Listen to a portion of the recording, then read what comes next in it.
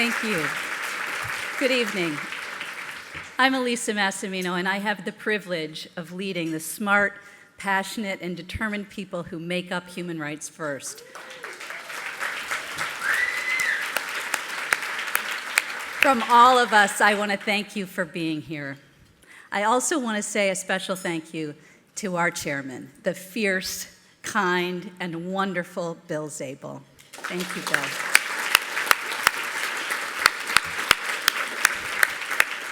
And please give a special welcome to our founding executive director, former Assistant Secretary of State for Human Rights, Mike Posner.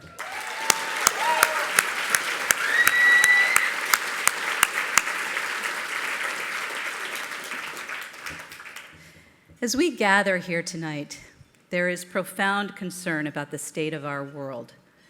Refugees are the embodiment of global distress, and today there are 60 million, the highest number ever recorded.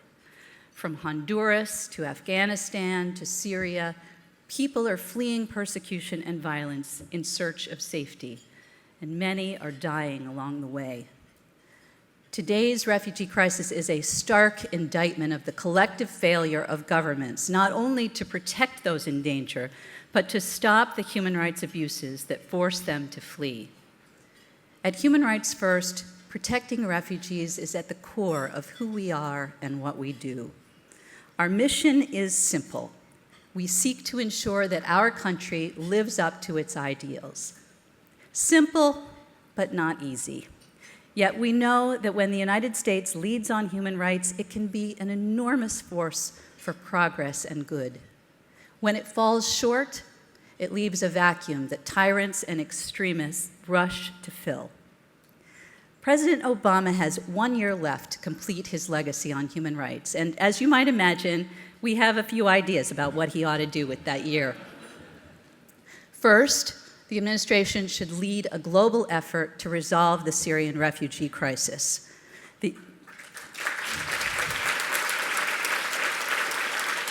The U.S. should welcome at least 100,000 Syrians each year for the next 2 years and double its contribution to the UN Humanitarian Fund to help refugees in neighboring countries. This would give it the credibility to press other nations to do more.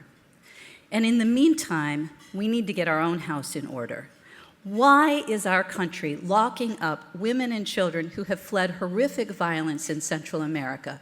The Obama administration should scrap this cruel and unnecessary policy and do it now.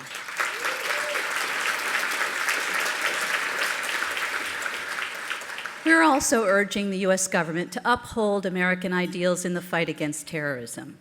To that end, President Obama should make good on his promise to close Guantanamo. As he has said over and over, it's not who we are. At a certain point, though, what we do is who we are. Guantanamo undermines our security and it stains American ideals, and it needs to end. We also have to get smarter in how we counter violent extremism. As President Obama acknowledges, human rights abuses fuel terrorism. Yet America's partners in the battle against ISIL are persecuting minorities, stifling dissent, and encouraging sectarian hatred. That's why we've been working with national security leaders to advance a new strategy that's grounded in respect for human rights. Central to that work, indeed to everything we do, is our focus on ensuring that the U.S. supports human rights defenders, not their oppressors.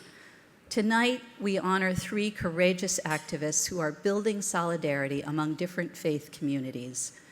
As these heroes know firsthand, anti-Semitism is a grave threat to human rights, and we cannot allow its direct targets and victims to battle it all by themselves. The responsibility belongs to all of us.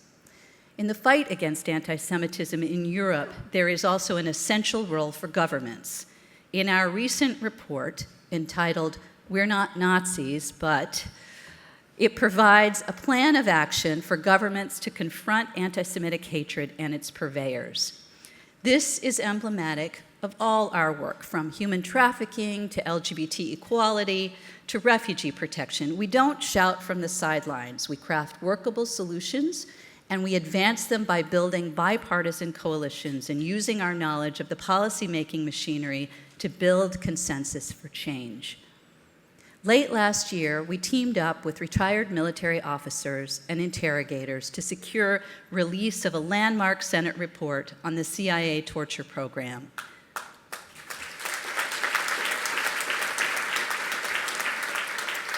That victory set the stage for legislation solidifying the ban on this horrific practice. In June, it passed the Senate 78 to 21, a rare feat in this polarized political environment. We could not do any of this without you. Thank you so much for joining us in this important cause. We all thank you.